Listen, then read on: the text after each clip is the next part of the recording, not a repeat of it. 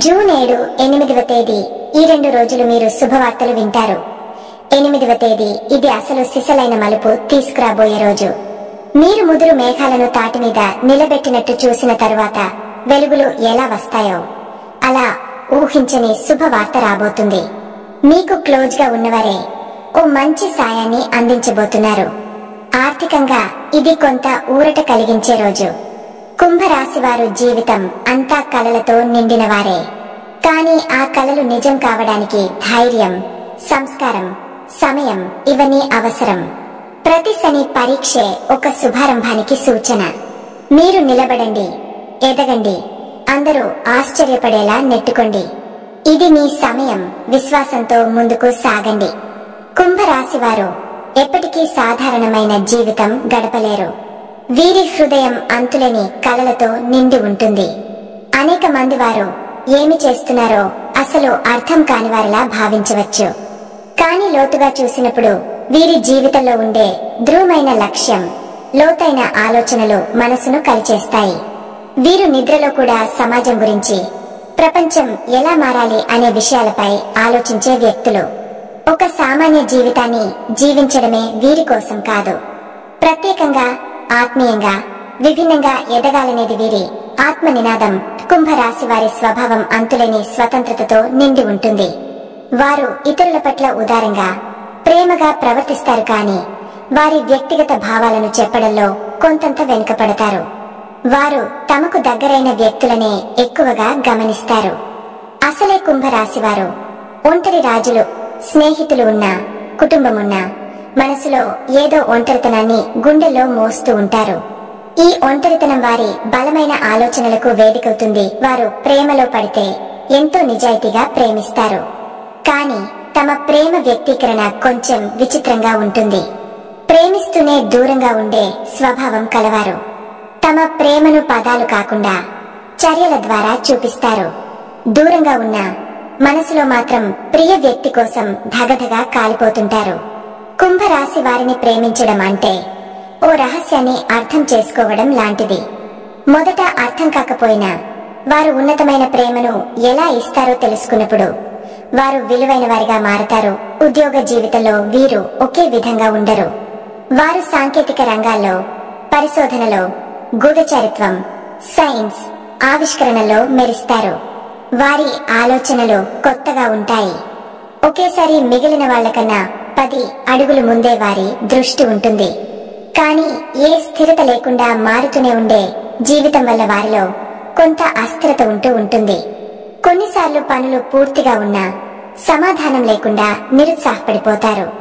ఆత్మవిశ్వాసం లోపించదు, కానీ అర్థం లేని అసహనం వీరిలో చాలా ఉంటుంది. వ్యాపార రంగంలో వీరు సంప్రదాయ పద్ధతుల కంటే కొత్త మార్గాల్ని ఎంచుకుంటారు.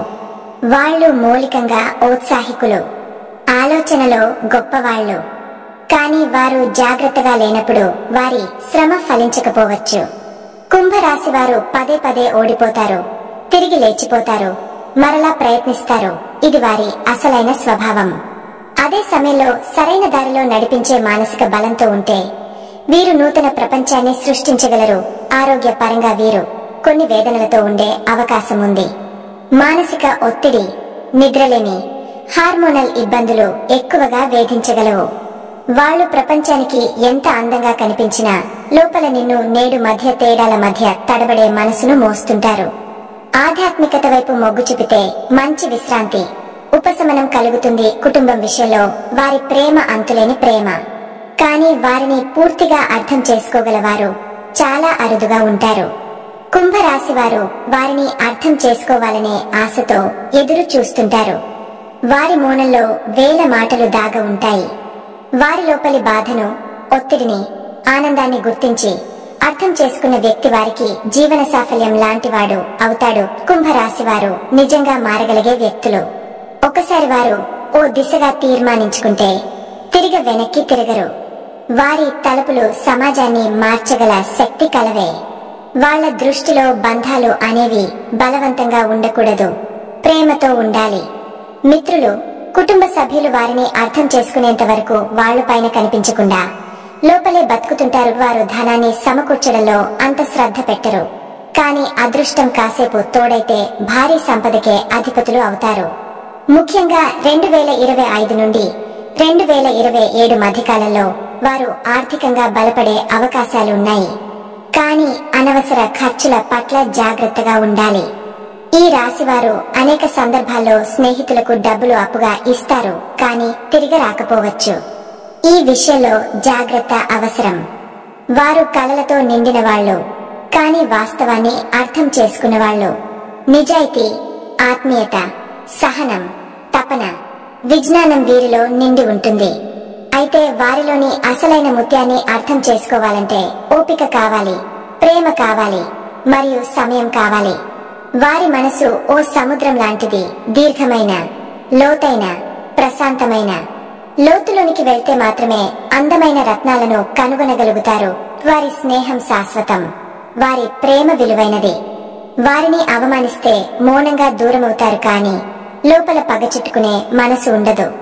కుంభరాశి వారు భిన్నమైన వ్యక్తులు. అందరిలా ఉండలేరు, కాబట్టి వారి జీవితాన్ని అందరిలా అంచనా వేయలేం. వారు ఓ ప్రయాణం, శాశ్వత జ్ఞానాన్ని వెతికే రహస్యయాత్ర. కుంభరాశి పరిహారాలు, జీవితం మెరుగుపడే మార్గాలు. కుంభరాశి వారు తమ జీవితంలో అనేక మార్పులు, ఒడిదుడుకులు, మానసిక ఒత్తిడులు ఎదుర్కొంటారు. ప్రత్యేకంగా శని ప్రభావం వీరిపై ఎక్కువగా ఉంటుంది, కాబట్టి ఈ పరిహారాలు జీవితాన్ని మార్చగలవు. 1. శనివారం శని దేవుడికి నల్ల నువ్వులు నైవేద్యంగా పెట్టండి. శనిగ్రహ దోషాలు తగ్గుతాయి. శనివారం ఎద్దులకు గడ్డి తినిపించండి. ఇది శని శాంతికి చాలా ముఖ్యమైన పరిహారంగా పురాణాల్లో చెప్పబడింది.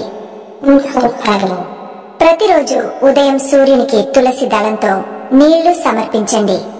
ఇది ఆత్మబలాన్ని, శక్తిని పెంచుతుంది. 4. ఓం నమో భగవతే వాసుదేవాయ మంత్రాన్ని రోజుకు 108 సార్లు జపించండి. మానసిక ప్రశాంతత కలుగుతుంది. 5. గురువారం రోజున పసుపు రంగు వస్త్రాలు ధరిస్తే గురు ప్రభావం బలపడుతుంది. ఒక నిశ్శబ్దపు మార్గంలో ముందుకు సాగిపోతూ లోపల యుద్ధాలు సాగిస్తూ జీవించేవారు కుంభరాశివారు. బాహ్యంగా చల్లగా కనిపించిన అంతర్భాగంలో బహుళ భావోద్వేగాలు, ఆశలు, అనుకున్న కలల కోసం నిశ్శబ్దంగా పోరాడే మనుషులు వీరు. జూన్ 6, 2007 8 తేదీలు ఈ పోరాట యాత్రలో కొత్త మలుపులు తీసుకురాబోతున్నాయి. మనసులో ఊగసలాడే ఆలోచనలు, ఉద్యోగ జీవితంలో మైలురాళ్లు, కుటుంబ సంబంధాల్లో ఆశ్చర్యకర పరిణామాలు, ఇవన్నీ కలిసొచ్చే 3 రోజులు ఇవి. జూన్ 6వ తేదీ కుంభరాశి వారికి జూన్ 6, 2007 8 తేదీల్లో పరిస్థితులు ఇలా ఉంటాయి. జూన్ 6 ఈ రోజు మీకు మానసికంగా కొంత ఉపశమనం లభిస్తుంది. ఉదయం నుంచి పనులు ఆలస్యంగా ప్రారంభమవుతున్నా మధ్యాహ్నానికల్లా బాగా క్లారిటీ వస్తుంది. మీరు అనుకున్న విషయం ఎలాగైనా జరగాలన్న పట్టుదల మంచి ఫలితాన్నే ఇస్తుంది. కుటుంబంలో చిన్నపాటి వాదనలు ఉండొచ్చు, కానీ మౌనంగా ఉంటే అనుకోని శాంతి లభిస్తుంది.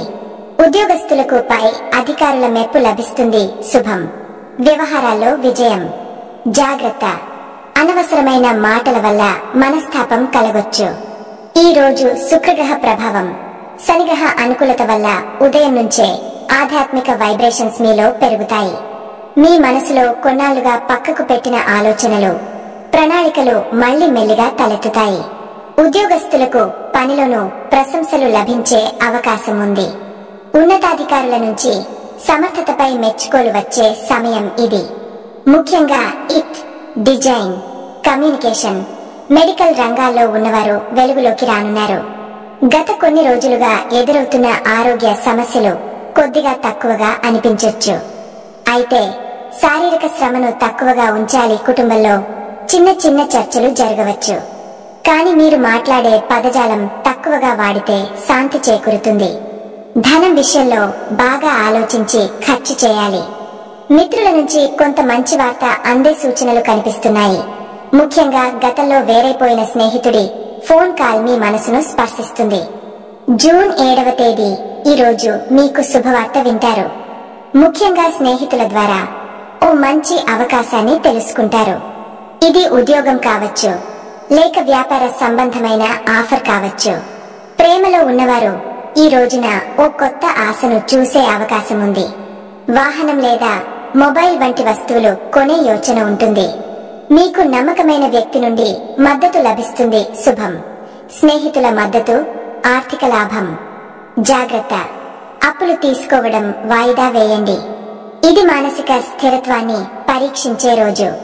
ఉదయం సమయంలో కొన్ని పనులు అర్ధాంతరంగా ఉండిపోతే అసహనం మీను కుదిపేస్తుంది.